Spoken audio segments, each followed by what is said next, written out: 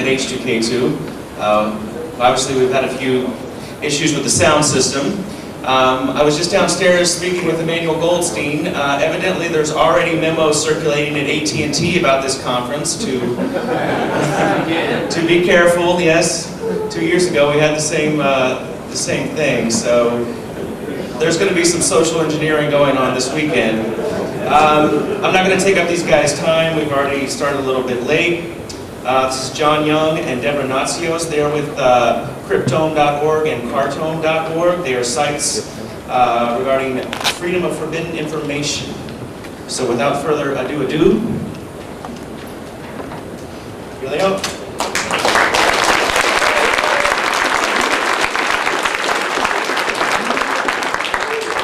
Thank you, Laszlo.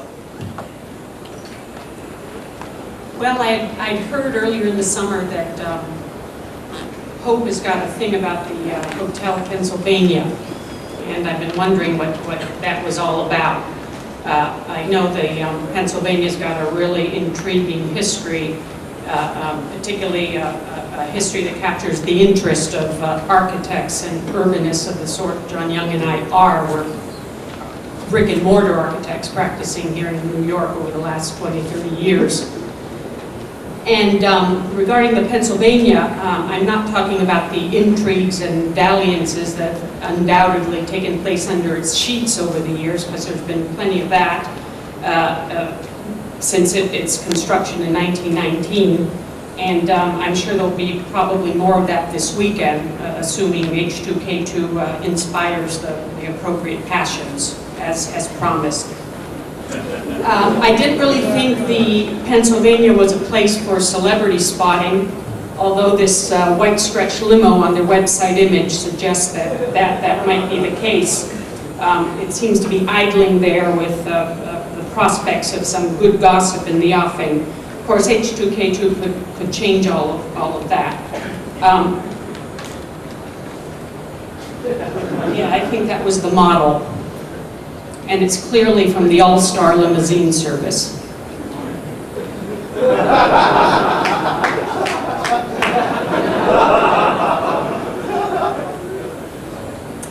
Well, then John Young finally pointed out to me this little anagrammatic hope embedded in the Pennsylvania's name, and I thought, well, that's pretty cute.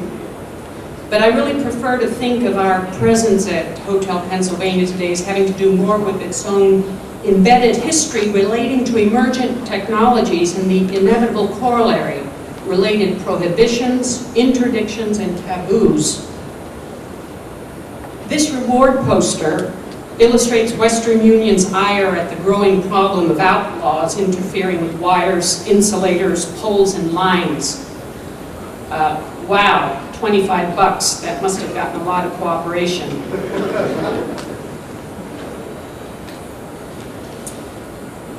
This history of emergent technologies, prohibitions, and taboos is carved into the damaged but still chain figure we see here.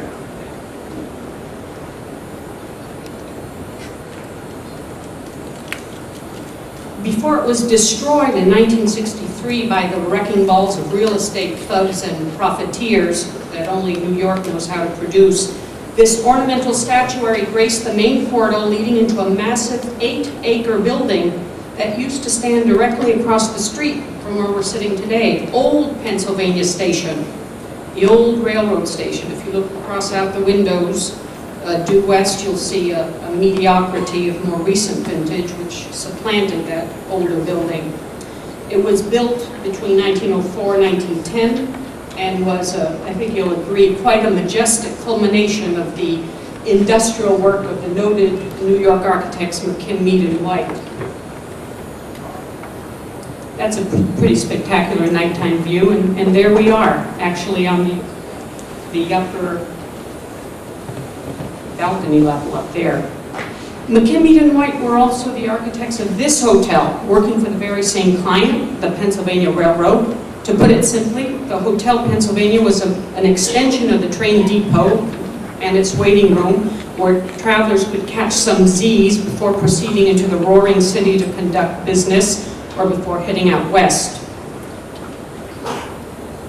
Despite the railroad being the 19th century preeminent symbol of progress and new technology, the station's vast interior spaces were based on historical models thought more appropriate to urbane civic imagery. The ancient Roman baths of Caracalla, the colonnade of St. Peter's Cathedral, the structures of the Italian Renaissance. Some might see this form of stylistic duplicity as a reflection of the obfuscations of the Gilded Age's own unrepentant Enron spirit. And McKim, and White were very much the ornamenters of the industrial robber barons of that period. You see this spectacular waiting room here, lit by natural clerestory light. The waiting room today of Amtrak bears little resemblance.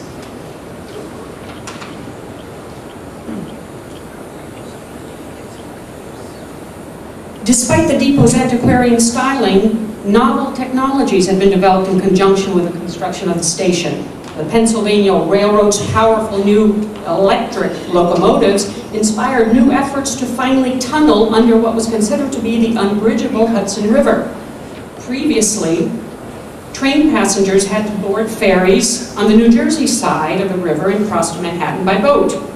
Tunnel engineering efforts began in the 1870s, but were not successful until 1910, coincident with the completion of the station. And you see diagrams of the kinds of air shafts, underground systems, and retaining structures that were inspired by this task of tunneling under the river and were quite unique and innovative, massive civil engineering details and systems. But with respect to the railroad's relation to new communication and information technologies, that's the interest of us here today, and with a pretty good guess, the telegraph was key, so to speak. We're all aware of the interlaced relations between railroad and telegraph. Telegraph lines took advantage of existing railroad rights of way as they were installed in cross-country networks. The running of the railroad itself, the coordinated national web of train arrivals, departures, schedules, was inextricably bound with telegraphy, communiques, and apparatus. Telegraph offices were typically located in train stations, and the station master of smaller depots also acted as resident telegrapher. The Pennsylvania Railroad owned and operated its own Pennsylvania Telegraph Company. Prohibitions against vandalism and sabotage itemized in the reward poster were a reflection of growing spirit of interference that was challenging powerful monopolies who controlled lines, wires, insulation, poles, hardware that kept the dissemination of information in privileged hands. And these gorgeous keys, which do bear some resemblance to the architecture of the concourse area, where you see the latest kind of glass and steel Crystal Palace engineering and the great sheds the trains would pull into. And there's the concourse again.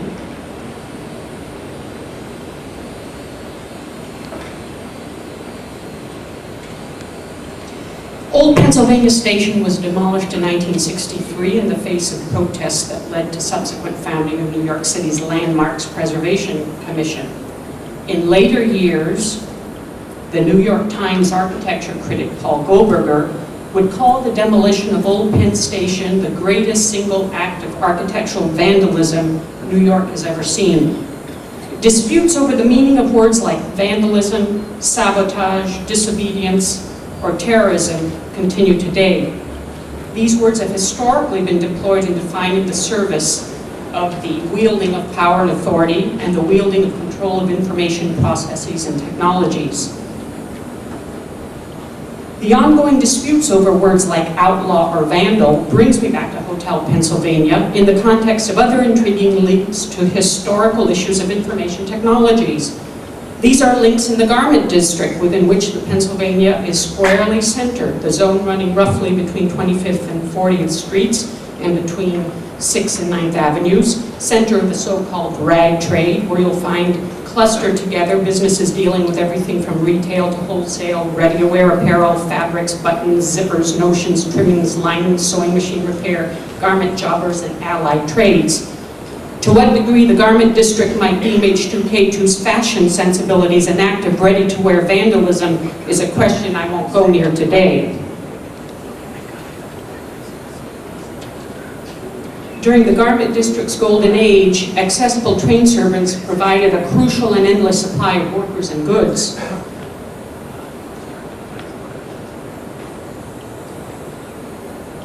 And these images from the Museum of the City of New York's collection.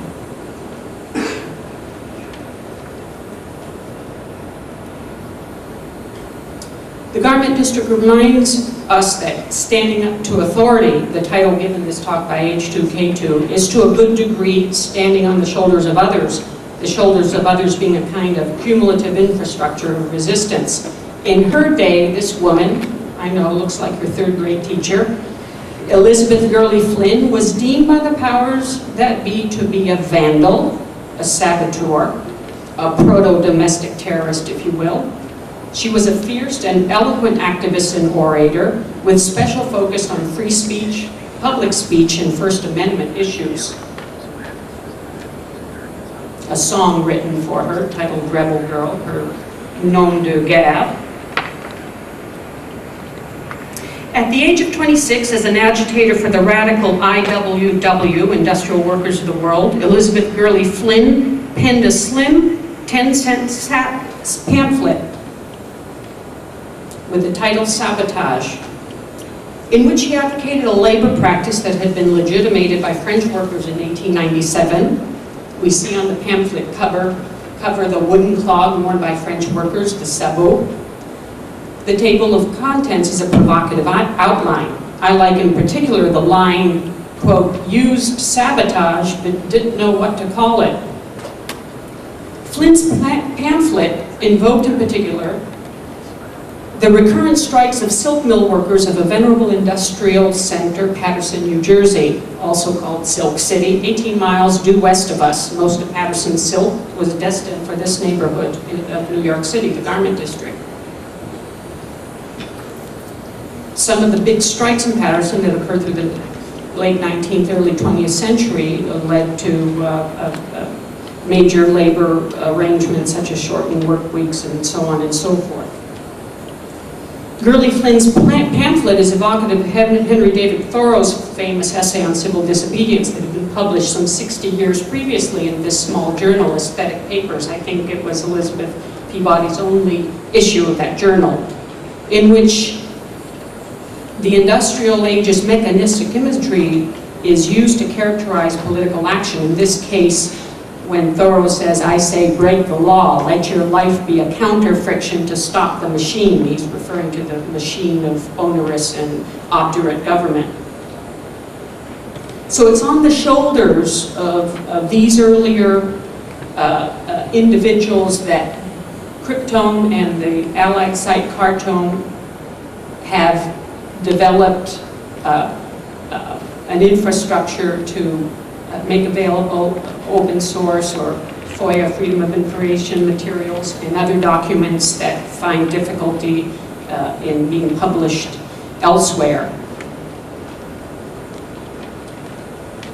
Outlaws such as Elizabeth Gurley Flynn, who supported information technologies of independent publications, were the kinds of agitators and pamphleteers and essayists that really provide this First Amendment solid base on which we are thankfully, we're the beneficiaries of all that hard work. And so from the crypto site, some recent items, and something that was up last year, the complete transcripts from the Osama bin Laden embassy bombing trial, which were played out in New York starting in late spring, early summer of last year. John and I attended a session of the trial in which Al-Qaeda informant was spilling the beans on his employer, and John decided to start purchasing the transcripts from the court reporter's office and make them available. to the public. And so there are thousands of pages of provocative and very illuminating text, particularly now in retrospect, as one reads through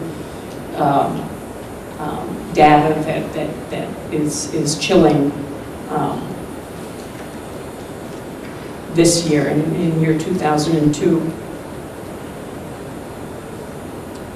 And so this abundance of textual kind of data on the site is implemented and complemented by a graphicity of cartone which deals with certain spatial imaging materials, and this John's eyeballing series on cryptome showing sites of a rather sensitive national security nature, but publishing remote sense imagery of these sites that are available in open sources, dams, and great detail of high-resolution aerial imagery, naval installations showing their relationship to local roads, and so providing visitors accessible map and also detailed disposition of the installations.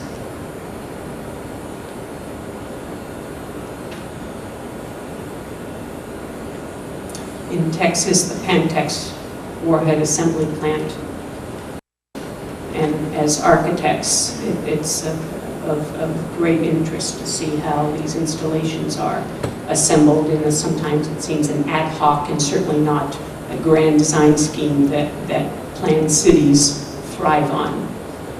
So it's an interesting urbanist settlement.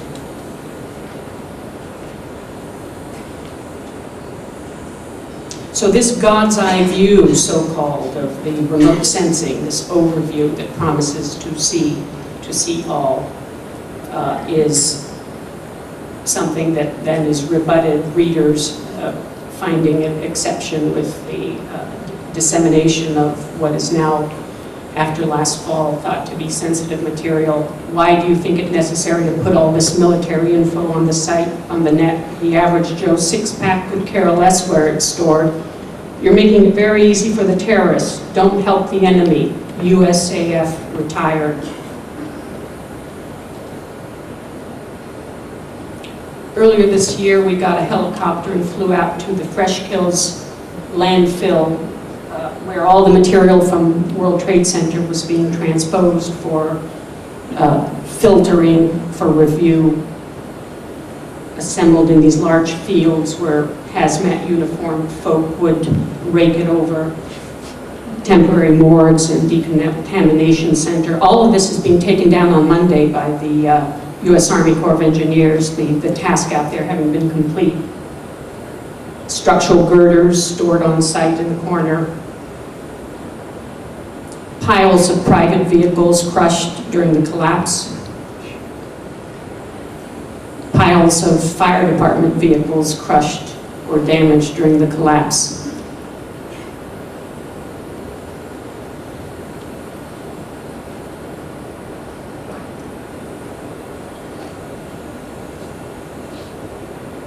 At the World Trade Center site now, some of you may have already visited, the new Tabula Rasa is a subterranean datum of 3D void that intersects with the remains of historic and contemporary technologies and infrastructures.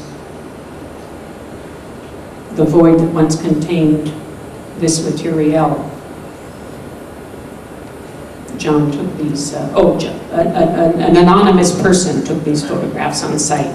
The elevator motor.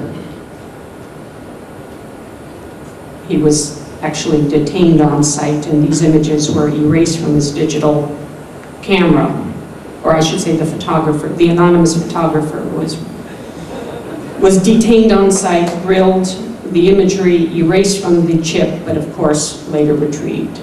And so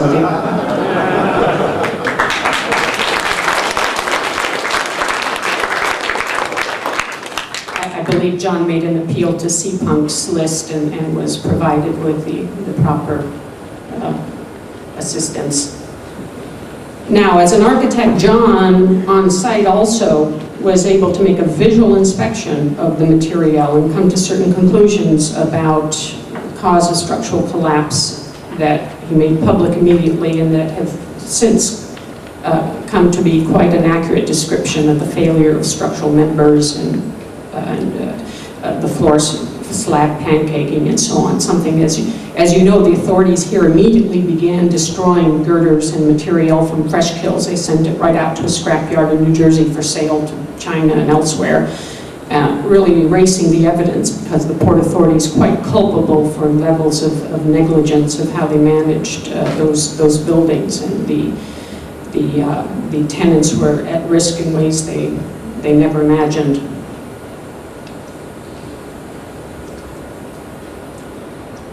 So a century after the Penn Station excavations, the technologies and constructs of tunneling and the underground digging are re-invoked in the first rehabilitative step taken at the site, the reconstruction of the destroyed #1 IRT station.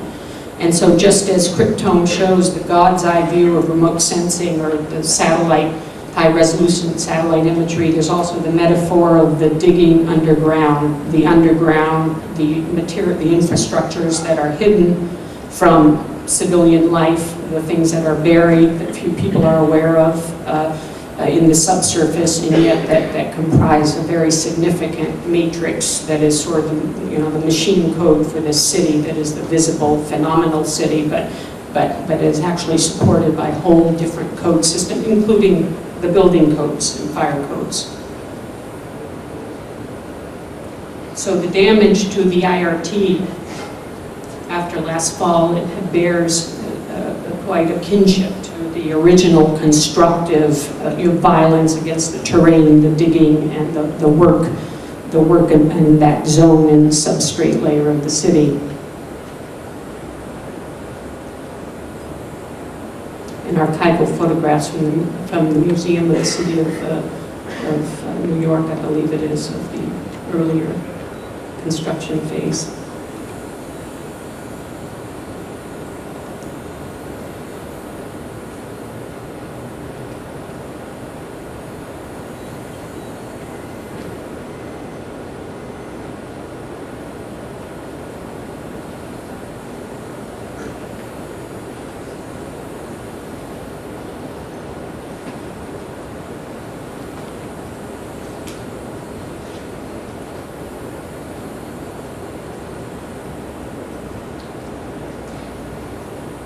And so finally, the need for open dissemination of transparent information has never been greater, even in this phase of filling that void hole downtown. The interlaced matrix of the old and new technologies and infrastructures is not just an opportunity for a nostalgic, historic reverie, but is really a complex, multi-layered meta-infrastructure that requires close vigilance. A federal report in December of 2000 cited potentially disastrous fire and safety conditions in 16 miles of aging tunnels that serve Penn Station. More than 750 trains carrying 300,000 people use the tunnels daily. Emergency access is through these 90-year-old spiral staircases that are 10 stories high and too narrow to allow firefighters to get through during evacuations. Tunnels lack modern ventilation to remove smoke and pump in fresh air at the same time, and have only limited water standpipe connections. At the time, in December of 2000, the New York Fire Commissioner warned that firefighters might be unable to prevent catastrophe. Despite the chilling description, which haunts us all the more now, a couple years later, no remedial action has yet been taken. We've repositioned the report on Kryptone and Cartone in the last few weeks to get it back out in the public.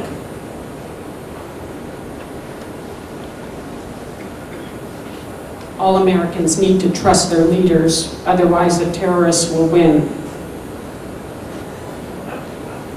The fog of war. We need surveillance to find out what the masses really think. Isn't that what elections are for? hackers from hell. Welcome to heaven. We're in. All right, now, John, I think you'll join us with a few words and perhaps entertain some discussion from the carpeted, this elaborately carpeted area of the room.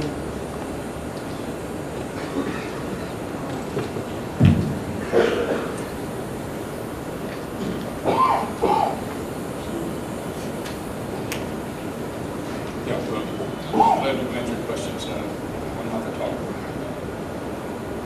We run a quick comments after I've talked. And so we've got a couple dozen CDs of our archive. We want to get this stuff distributed as widely as we can, which is what we do to keep getting shut down. Everything we do, we distribute widely in the world before we put it up. And so that's the only way we can assure that we get shut down, the material remains available. So we'd like to get these CDs out. Anyone here from outside the U.S. in particular to get this stuff out. Just hold on to this weekend. And so the idea of having subterranean means of communication is important to keep a site like Cartone and Krypton going. Otherwise, we have had some threats of being shut down by our ISP and further authorities. Here in the back. If you can speak a little closer to the microphone. Okay. Just like to say that the key to our not getting shut down is to get the information out such that shutting us down will not stop the information. As you know, that we copy any number of other sites like Federation of American Scientists, the National Security Archive, several sites overseas. There are quite a number of sites who long preceded what we were doing.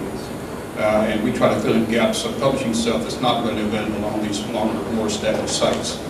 And the key, though, is to not become vulnerable by being the only source of that information.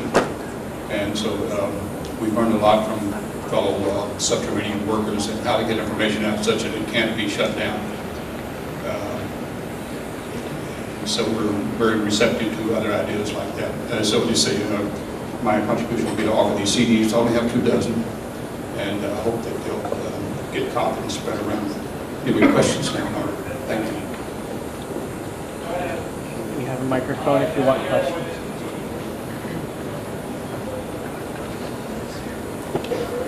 How did you get started? What was the first thing you did? Questions how we got started, and what was the first things we did? We were inspired by being on the cypherpunks list, and some folks there had some information they wanted to be made public but didn't want to be associated with it, so we offered to put it on our site, and that started the process. And the key here is that we don't know what we're publishing. We're not technical experts like other people who really have access to good information. And one of the best things about us is we don't know whether it's good or bad. So we put it up and let others decide. So we don't vet this information. And that's different from the way other things are done usually.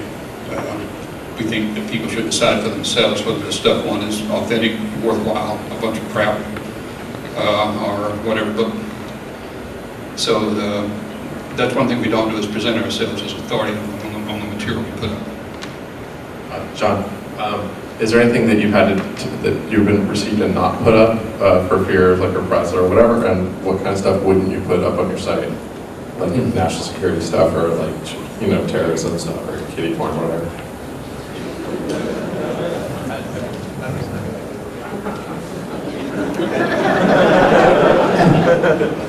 Give us a try. We think about that. Sometimes we ask a question. So far, we haven't got anything that we think is too bad to be put up. In fact, we invite stuff that's too bad to be put up. We'd like to put it up. We haven't put up porno as far as we know, but we don't know. I mean, we put up stuff that may be buried in there for all we know. We certainly know that kiddie porn is being buried in all kinds of stuff these days. We've also learned a lot about being used as a means to put up forbidden stuff that authorities want up but don't want to be traced back to them. So we learned about the fact that there's things called honeypots where stuff is put up to attract people to be entrapped by the material. We don't know if we're a honeypot or not. We certainly know that our ISP has FBI people stationed in Dallas watching everything that goes through their site. We were told that by CISIT men. But we also know that people lie about what they're doing and not doing. And so we're quite happy to put this up and let others decide whether it's bad or not. When we think that at the moment the idea that something is so bad it shouldn't be made available to the public is a canard. We'd like to test that. But we don't want to be the one to decide that ahead of time. We'd like others to decide. And I know that right now there's a racket going on in which reputable publishers don't publish bad stuff. We think that's something that needs to be tested. The notion of a reputable publisher deciding what people should and should not see. So far we've not got anything that we would put, except we do get some really crazy stuff. And one way we decide is that if we find out that it's been widely spread to all sorts of people already, we don't bother putting it up, and we get a fair amount of that. And so we worry about we're censoring someone, but we do check to see if it's out there already. And we don't see any need to be one of 50 people who are publishing forbidden information. How much time do you spend sorting through the stuff people send you, and what's involved in, if I send you stuff, I just email it to you? We don't spend too much time sorting through stuff. If it comes in digital form, it'll be up within an hour.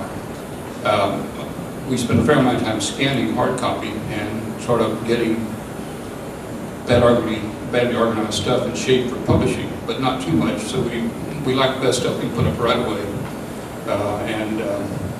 We spend more of our time massaging the site than we do reviewing the material. Don't forget, we don't know what we're doing. One of your slides had a comment from a military personnel stating that you are publishing pictures or photographs of sensitive areas in the United States that might be helping terrorists. How do you comment on that? Well, we publish the message. We think people should think about that. Material that we publish is easily available. We want to show that it's easily available. We didn't know it was there until we went looking. In fact, we discovered that a good bit of stuff we put up is very easy to find on the internet if you just are a little bit patient and don't rely upon traditional means of finding out what's out there. The net's an amazing animal. And so we run across this stuff and put it up. And by the way, a lot of we don't like to talk about who's coming to our site, but let's just say that material is very heavily studied by the authorities. And so they're well aware it's there. We hope they're reading it with thoughtfulness and recognize that it's there. It's available and anyone can do this. We're not experts at this. Experts can do far better. We're quite frankly surprised at what you can find on the internet. But it's a delicious thing that's happening. And I'm saying I think people are going to learn to make their own judgments.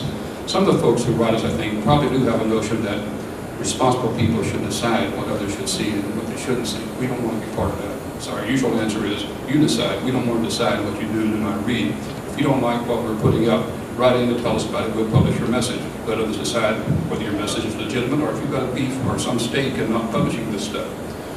And we notice that military people really do think they've got a higher role to play in protecting the American people than the rest of us do. We think that we've got to learn to protect ourselves.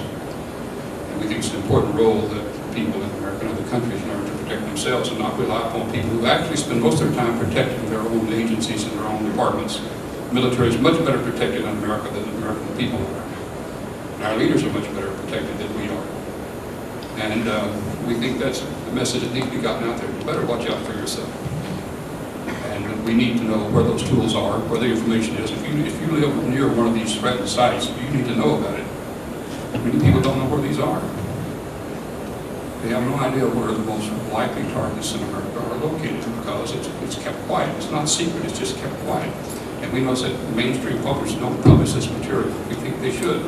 If you're being put at risk by these targets being near your home, you should know about it. You should know what the risk is. We put up all these nuclear plants around America and found that not a single one of them are in compliance with the law of notifying the public the risk they're facing.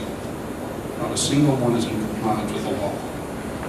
And so the Military Department states that, so we put that up along with the information. We also know that all the military bases, for example, that store nuclear weapons are much more concerned with their security than they are with the security of the people who live around those weapons. So the fact is that there's something of a con job going on about security in America. And we would like to see that discussed more openly in these times of so-called great peril. Right now, we're finding that a lot of information is being withdrawn. A lot of people have access to it are deliberately withholding it from the American public. And we think that's at least questionable, if not wrong. I know in our own field of architecture, we're being asked to sign more non-disclosure agreements about threats to buildings and facilities. And that if you don't sign those, you're not given information about what those threats are. We wonder about that. So you say right now there's a time when more information is being withdrawn rather than being offered. And so, as Deborah said, now's the time to offer more information rather than less. Because every moment of crisis in our history has been when information was withdrawn and put us at greater risk by doing so. But it also protected our leaders more so by withdrawing information. And we find that a very ironic consequence. By the way, we're like the 10,000th person who's ever said that in America. Keep getting forgotten. Have you received threats from anyone other than your ISP over what you put on your webpage? I would say. Only one in 6 years. And it was only an irate caller, so a physical threat involved. And by the way, our ISP, who's Verio, or NTT/Verio, it's now called, has never made a threat. They've only had inquiries. They pass on inquiries from others, from the British government, from the FBI and others, and they merely pass on and said, and what is your answer to their challenge to what you put up? We gave our answer. They said, fine, sounds good to us, and they left it alone. So, and by the way, we always report those incidents because we think a lot of this withdrawal of information is being done in quiet, and we like to publicize every time people try to get us to do something privately. But I have had to just say that the ISP who told us about the FBI monitoring all of Verio's traffic did advise us, says, why don't you check with the FBI before you put stuff up? Don't you think that would be wise? Would you like to be on the good side? I said, no. No, thank you. Only because we've been told by people who are, quote, once on the good side, says, don't fall for that. That's standard language. It induces you to think that you need us to know what's the right thing to do. It says you fall for that, that's, they just know you're a chump. They don't know what the right side is.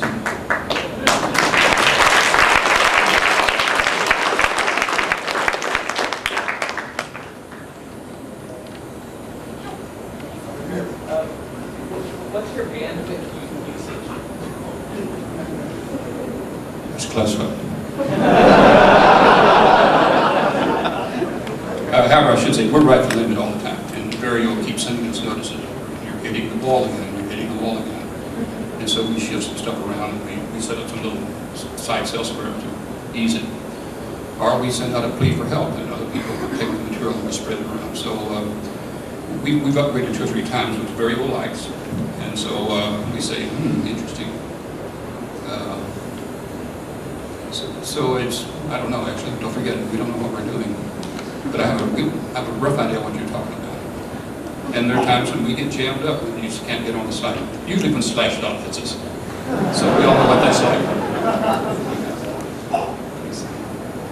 You had a couple of examples of national issues and more local issues in the presentation, such as the subway system. Do you have a limit on scope of the kind of information that's hidden that you want to be able to get out? If something happens at a local level where there's a real issue that pops up, do you make decisions about what information is worthy of putting out versus what isn't based on how many people it affects?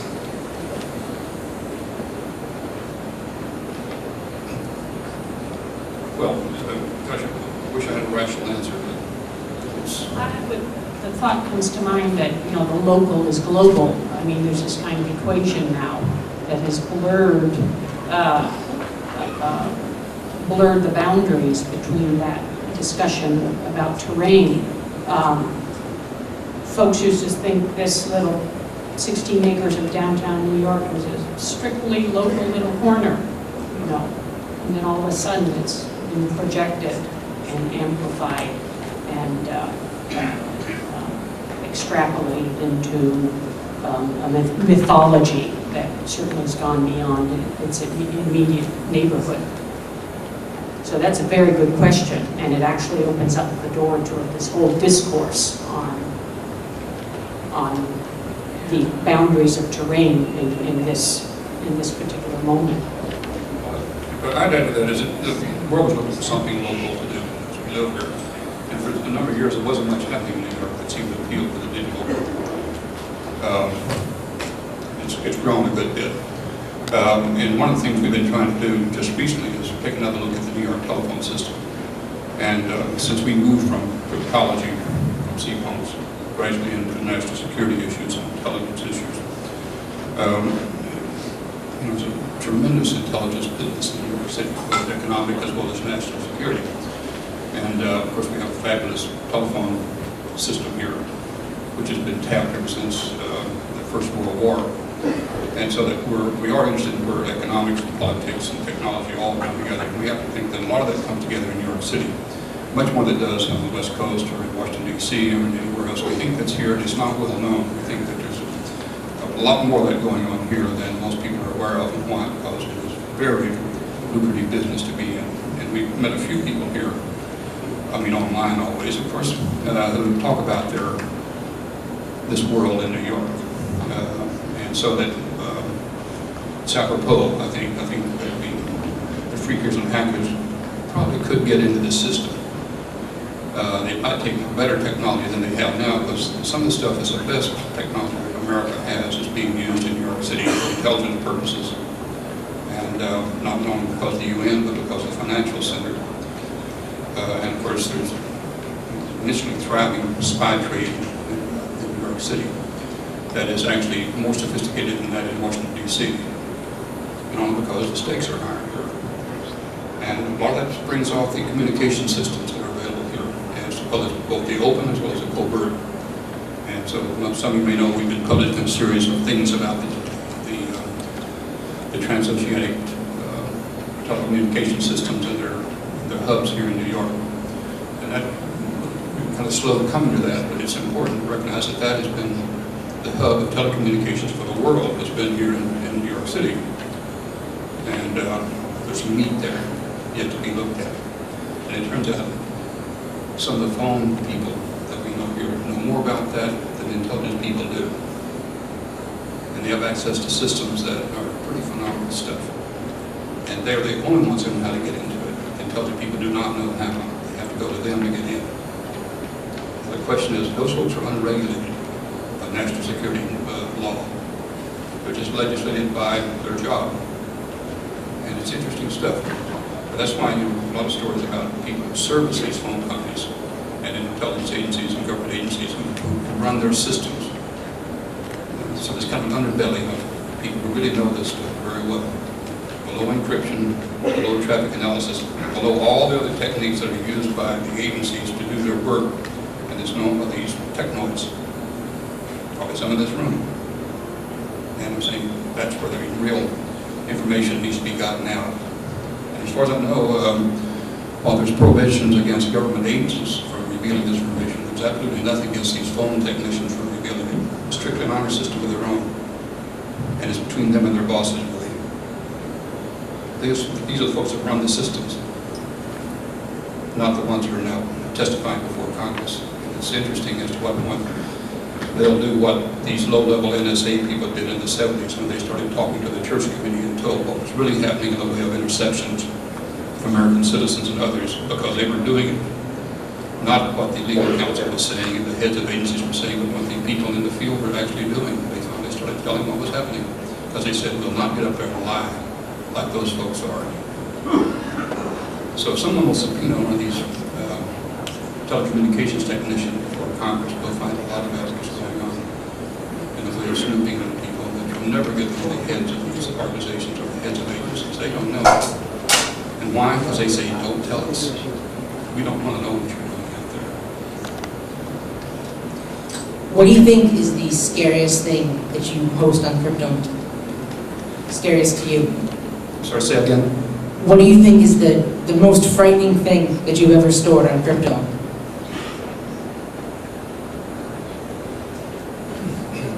We're running out of time, so we're going to shut this down. We're going to shut. Because I don't think anything's frightening on crypto. Nothing's frightening, it's all wonderful material. Young people should read it in particular. But everyone else too, and so that, Arica said another way, everything is frightening. Don't read it no matter what you do. Don't ever go near it. Don't take these CDs, don't pass them on. Do not let vulnerable people know about this stuff. It will scare them to death. But it will also, we're out of time. Are we out of time? Who's in charge of it?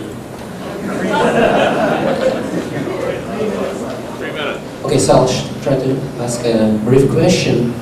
I'm sorry for being so frank, but if you don't hide anything, who supports it? Who would support the helicopter to take pictures? Who would put his money for such a noble task? Well, me and Deborah, it's us. We pay for it ourselves. For personal money? Huh? Yourself, personally? That's right, personal money.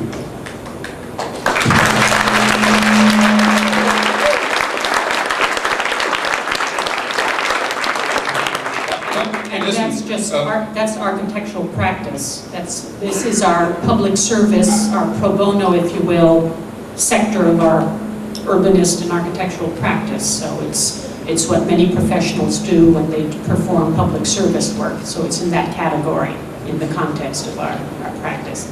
Not inherited wealth by any means. Let me just say though, but it's an excellent question, because that's why most people can't do what we do. They choke off the money and that stops it. They get fired, the funding gets cut off, they got to take a job. And so you say, that's probably the key more than anything else why we don't get shut down by economic circumstances that,